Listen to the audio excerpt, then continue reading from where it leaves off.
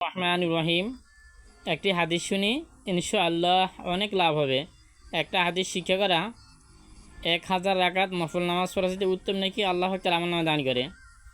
বিসমিল্লাহির রহমানির রহিম। ধনী ব্যক্তিকে আল্লাহ তাআলা রিজিকের প্রশস্ততা দান করিয়াছেন এবং সব রকমের ধন সম্পদ দিয়াছেন। তাহাকে ডাকা হইবে এবং নিয়ামতসমূহ স্মরণ করাইবেন এবং সে স্বীকার করিবে।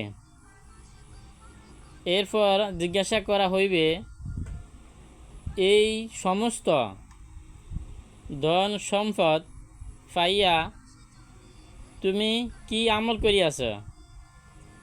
সে উত্তর করিবে, হে আল্লাহ, এমন কোনো উত্তম স্থান নাই যেখানে আমি খরচ করি নাই। আপনার লাভের হয় আর আমি খরচ করি নাই। এরশাদ হইবে, তুমি মিথ্যা বলিতেছ, বরং লোকে তোমাকে দানশীল বলিবে, এই জন্য তুমি এসব করিয়াছ।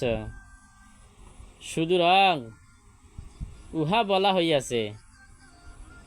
তারপর তাহাকে হুকুম অনুযায়ী জাহান্নামে টানিয়া ফেলিয়ে দেওয়া হইবে। মেশকাত শরীফের হাদিস ও মুসলিম শরীফের হাদিস। তাহলে আমি যদি এত বড় একটা সোয়াবের কাম দান করা, এটা অনেক বড় সোয়াবের কাম, তা আমি দান করলাম, কিন্তু আমার দিলের মধ্যে একটু অহংকার, একটু ভাব আসলো যেন মানুষ আমাকে দানশীল বলুক, মানুষ আমাকে ভালো বলুক। এইটা দিলের মধ্যে আসার কারণে আমি এত দান করার সত্ত্বেও আমি আল্লাহ জাহান্নাম থেকে বাঁচতে পারলাম না, আমি জাহান্নামের মধ্যে গেরাতে গেলাম গা। এই জন্য আমরা দান সৎ করবো একমাত্র আল্লাহর জন্য করব। এটার বিনিময়ে আমি না দুনিয়াতে চাইব, না আমি তার থেকে কোনো কিছু বদলা নিব। আজকে আমরা কি করতে আসি, একটা লোকের কিছু সাহায্য করিয়া পরের দিন কি করি, তার আমি ডাকি আইন না কই আমার বাড়ির মধ্যে এই কাজগুলো আছে, কাজগুলো করে দাও।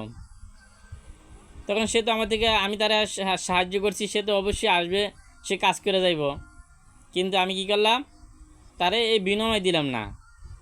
তো এই আন্দাজ 100 টাকার কামের বিনিময় না দেওয়ার কারণে ওই দিন আমি তাকে 5,000 10,000 টাকা দান করলাম, ওই দানে কোনো কামে আসলো না, ওই দান কোনো উপকারে আসবে না। কিসের কারণে? আমি তার থেকে বদলা নিয়ে গেছি, কাম করা লেগেছি, এই জন্যে।